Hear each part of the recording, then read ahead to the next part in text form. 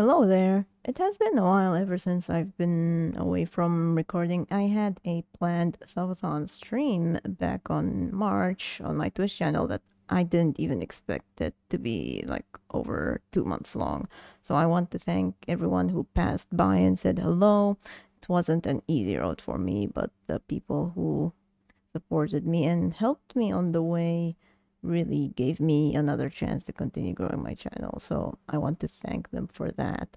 I wouldn't be here without any of it. I highly appreciate it. So to repay that back, I will continue to make as much videos as possible. Anyways, this video will be one of those account overviews after a huge certain amount of days logged into Save the World, a game that has been on decline for so long. By the way, I would have gotten this far if not for my crappy laptop that didn't allow me to record not even a second of it. But hey, better late than never, right? Okay, so I will start off with the Srvivor Squads, since a lot of you guys are that curious on what my Srvivor Squads looks like. And, well, yeah, I basically have all Trap Durability Legendary Survivors, all the Mythicallys, both Yoel and Carolina, which both of them are right here. There's Yoel, and the other one right here is Carolina. Oh, by the way, this Carolina, by the way, has the trap durability bonus. Surprising, right? I was told that I was one of the lucky few people that has her with trap durability, and I was a newbie back then. That time I had no idea what it is, but I will have to say I had a good start because of her. There's really nothing much to see, so yeah, it's all just trap durability. Let's just jump onto the heroes. By the way, I got almost I almost got all of the heroes that I use fully supercharged, like Farah, Zenith, Luna, Special Forces, and of course, whatever heroes you're seeing here. At this point of my heroes, I just supercharge whatever hero I find fun to use. Like this Fleetfoot Ken, for example, I supercharged him back at the time during the Fortnite season because he has way more base health than Dire, which is right here that I can show you. See, 255, and the Fleetwood Ken has 286k. Many people say Dire is way more faster and has reduced energy cost for abilities. However, most of those gamers don't realize there is a movement speed cap that doesn't let you go any faster. So whether you have either of these two ninjas on the lead or support, you'll be capped out to only 62.5% movement speed. So I decided to stick with Fleetfoot Ken for more health anyway. So yeah. Okay, so for any other supercharged heroes in here are mostly for increasing base health, like for the constructors and ninjas, and increase abilities for soldiers and pretty much outlanders as well. Alright, that should probably be all of it. I'll give you a good sneak peek on the defenders, even though I just barely use them, even in missions, unless I'm going in solo. But yeah, that's probably all of it. Like I have four snipers or sniper defenders. I mean, like I have four sniper defenders, one melee. I got two Vals, that is, and whatnot. So yeah. Alright, here is the fun part where you guys want to see some of my questionable supercharged weapons and as well as traps. But let's start with the traps because I have a lot of them, but not as much as those endurance nerds. I did grind a bit of Twine endurance a couple years ago, back when stalling was a thing before I grinded adventures. So yeah. My first supercharged trap schematic was obviously the wall darts. They deal a huge physical damage, one of the best DPS traps in my opinion. The projectiles off from those wall darts goes for like 4 tiles. That is actually pretty big distance, but I won't go too deep on this. Perhaps I'll make a separate video talking about the wall darts, maybe whenever I can. Alright, so I'm pretty sure you're curious why I have two supercharged ceiling electric fields. They have the same perks, of course, but different elements. This one is energy, which is good for any elemental husks you're dealing with, and the second one is nature, specifically for water elementals. Like I said, same perks with the wall darts, but different elements. Others like Tire Trap, Broadside, and Wall Dynamo have the same perk as well. Healing Pad for more health, of course. I'm working on supercharging a campfire as well with this. So yeah, the other two supercharged traps left that I have are the heavy hitting ones, in which I use them to deal as much critical damage as possible. The Ceiling Gas Trap is perked for a full crit build with effect duration, dealing huge crit damage, as well as its stats effect being Affliction can stay longer with the last perk I have here. Very powerful trap for long runs, like in Frost Knight or Endurance, perhaps Horde, since that's a pretty new game mode. On the other hand, having the Ceiling Zapper supercharged makes this the hardest hitting trap in the game. I've used this in Frost Knight towards over power level 200 enemy. This trap can still deal millions of damage on any husks, including smashers. It's a great trap to place at the end of your trap tunnels if any big targets manage to survive that long, so you could probably have the ceiling zapper finish them for you. Now that should probably be all of the traps. We can move on to the weapons. Well, I'm probably not gonna get into every single one of them, but I'll just pinpoint the ones that seem very catchy, like the Supercharged Onslaught, for example. Many people think this mythic is not one of the greatest of all five, but to be honest with you, it does really great with the Crackshot loadout in a 160 mission. I've built it with full crit build. I have another Onslaught with the double headshot and fire rate, which is right here, but I decided to supercharge the full crit build one so that I can run the loadout and deal as much damage as possible without worrying about overheating quickly. Another honorable mention is the supercharged Hemlock. This submachine gun is actually my first weapon that I supercharged, and of course I started off with something fun. Remarkable damage this weapon can deal. There are like multiple loadouts that works really great with the Hemlock, but even without a loadout boosting the damage of this, it still does really amazing. It comes around on the weekly rotation in the llama shop, so yeah, give it a try at some point. Now this is gonna be a weird one. I made a video about this 144 Night Owl. If you haven't seen it yet, make sure you do so, but if you haven't, I'll make it quick. Back when the first Scurvy Shoal Venture season came out, the supercharged husks modifier was a thing where the husks are just too strong and you have to kill them in certain ways that not many people like. And the blockbuster questline was together as well too. I grabbed the Night Owl from the vending machine out of curiosity, and it killed a good amount of nature husks and those chromie boys when you don't complete the blockbuster questline. Hence why I really like the Night Owl.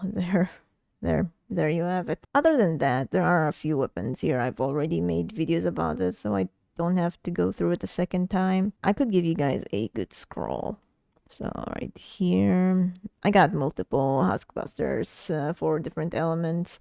Got the Rat King schematic maxed out on my arsenal as well. I also have multiple pot shots for different elements. My physical one is supercharged up here solely for non-elemental missions. Well, you can tell, like the Mythic Storm King, for example. So yeah, okay, so before anyone starts asking why I have so many bows of the same schematics, let's begin with the vacuum tube bows. So the first one is for the totally rocking out build, second one is for regular use, and the third one is specifically for Redline Ramirez. She increases both sniper damage as well as fire rate, thus having the damage perk here instead of fire rate. It really helps deal a lot more damage than the regular one more. Same thing with the Xenon bow right here. I have 6 copies of them. Very shocking. But I'll point out the weird ones. There's one out of all 6 that is a Bright Core copy with a Snare 6 perk, which I used it to shoot faster and snare down husks, including smashers. Another one is a quad damage right here, Xenon bow. I used this for the Wave 25s of Twine Endurance, in which it deals tremendous damage towards the UFOs. You can nearly one-shot it with just a single energy cell on this one. Third is the double crit rating somewhere. Okay, it's right here. The third one is a double crit rating, mostly for Zenith, because you need to hit crits if you want the freeze status effect to be guaranteed. The rest of it is either for like a regular use. Another has double crit damage, and lastly, the same as before with the vacuum tube bow for Redline Ramirez. Now we can move on to the melee weapons. Well, not as much as the ranged ones, but of course I supercharge both melee mythic schematics, which are the Fury and the Ravager. The fact that I also have multiple copies of them maxed out shows how practical you can perk them for. You can have a triple crit damage on both of them, perhaps a full crit build if you don't care about attack speed. And yeah, they're easily a good option for supercharging. So I went ahead and supercharged the Fury solely for the Mythic Storm King horns, and the Ravager for the Smokescreen mini bosses and the 160 missions. Not many people know about that, unfortunately, no matter how much you try to convince them to not use ranged weapons on those things, they will shoot them no matter what. So I'd rather keep their little brains curious why they're dealing little to no damage on those things, especially if they're that stubborn. So I would be the only one to deal damage with this thing. So here's why I supercharged the Sir Lancelot. If you want to know more about the weapon, I made a video about it a long time ago, and it's one of my first videos I've covered. So yeah, feel free to check that one out. Anyways, supercharging weapons increases their weapon base damage, as we all know by default. For the other part, it also increases impact. This Sir Lancelot's heavy attack pushes things by a tile or more, depending on the weapon's impact. I do have another copy, which is down here, right here. There it is. The Scrapper Spear. It is the same type of weapon as the Sir Lancelot. I don't fully remember, but it came in a starter pack or a bundle. Anyways, with this being perked for impact, and of course Sunbeam, because it gives more impact than Bright Core. All that for pushing high health target. I've used this one in the Twine Endurances, where I was pushing the mini bosses towards the lava on the last few waves, and it was cool to see. The rest of the Sir Lancelot and its perks is probably a different video, and you can check that one out too. There is a couple more. The Husk Warper, by the way, is actually a pretty neat hardware weapon. I'm not gonna lie to you, it may be pretty slow at swinging and falls off on base damage, but maybe with the right loadout and build, especially with this Scattering Projectile 6 perk, which is pretty much the AoE on this one, it is actually a very good melee weapon.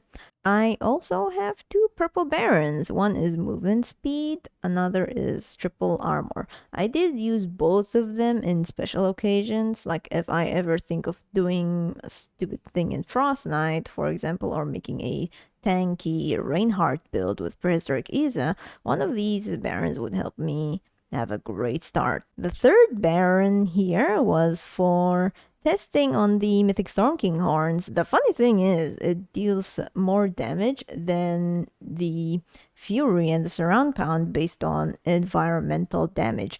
I made that as a YouTube short, and obviously people are so in denial at the point they just don't believe or even watch a few more seconds of me explaining it. So funny to see people in this game are just generally stupid. So there's not that many interesting melee weapons I've maxed much. maybe in the near future, whenever I get to cover more videos of them, each and every one, I will for sure have more maxed melees, even though I barely use them out of boredom. So for now, this is all I can show you, unless you like to see the ones that I didn't even bother touching. There you go. Alright, so before we go to the best part, my collection book level is 549. Surprising, right? You guys have already seen earlier that I have so many stuff in my arsenal, and I didn't even bother completely filling up the book because I just get my resources again and again after every level. Whereas I could get more of the rewards here during missions. I know there are like llamas, fluxes, and perk ups that you couldn't get on 160s and stuff like that through leveling the collection book, but to be honest, I kind of think that it wasn't worth leveling the whole thing anyway. Like, the rewards aren't very rewarding. I don't know how to say it better. Okay, so here's where the good stuff is in the warehouse. I still got a couple birthday llamas from like 2 years ago. I did use a good amount of core reperk. If I would bother opening llamas for a certain weapon and it's 6 perks, I would most likely have over 50 core reperks, but I have been using a couple of them for the weapon videos that I've covered a while ago. I also used the vouchers when I couldn't get the event heroes and weapons from the event llamas that rarely comes around the llama shop. What's even funny is that you don't even get a total of 5 trap superchargers in one venture season when you get to level 50 and complete all of its quests. Kind of the same thing with the weapon superchargers, but I don't remember the rewards chart for every venture season. But yeah, I hope you get what I mean. I have like 500,000 of legendary perk ups. Same thing with the pure drops of Rain and all the elemental perk ups. Except for the fire up being over 600k. So there's a gap between the amp up and the frost up. I got a big amount of fluxes, of course. One of the reasons why I didn't want to level up my collection book. 20 legendary troll slash llama tokens, 456k epic perk ups, and a jaw-dropping amount of storm shard, Eye of the Storm, and lightning in the bottle. Oh, for the term jaw-dropping, I have 3.38 million gold, and believe me, it's a stupid amount you could probably get, and with this much gold, I could literally just buy everything in the event store and weekly items, in which I dislike the fact that there is no button. Let me show you. There is no button to like buy all on certain items, and you have to deal with clicking the right arrow until you reach its limit is really painful. So I just didn't bother buying anything at all unless it's like a weapon like right here that hasn't been around for like 3 years, or an event hero I don't have, or what. So I honestly don't have that many rare or uncommon perk ups, mostly because the low power level missions don't really give that much, like the epic and legendary perk ups. I do like that because it's living up to its name. It's rare to grind them unless you play a lot of like Canny Valley missions for the alerts, or run Stonewood and Plankerton Endurance a lot. But yeah, either way, I don't have many of them, of course. 713 mini llamas, that is a lot for doing that many Storm Shield defenses back then. I also did some recently with my alts Storm Shields. I've done Canny Valley and Twine Peaks Storm Shield defense videos, and I'm astonished that they're doing really well, and there are still that many people doing them nowadays. So make sure to check them out if you're interested. I covered both the building aspect and the gameplay as well, and put them all together in a playlist. Next one are the papers. Well, not that many training manuals, because you definitely need a lot of them to level up and supercharge your whole Srvivor Squads. I know some of you are gonna say I have some unused heroes or survivors that I can retire and get as many training manuals to fill it up. I'm just not too bothered to overfill unless I run out of it.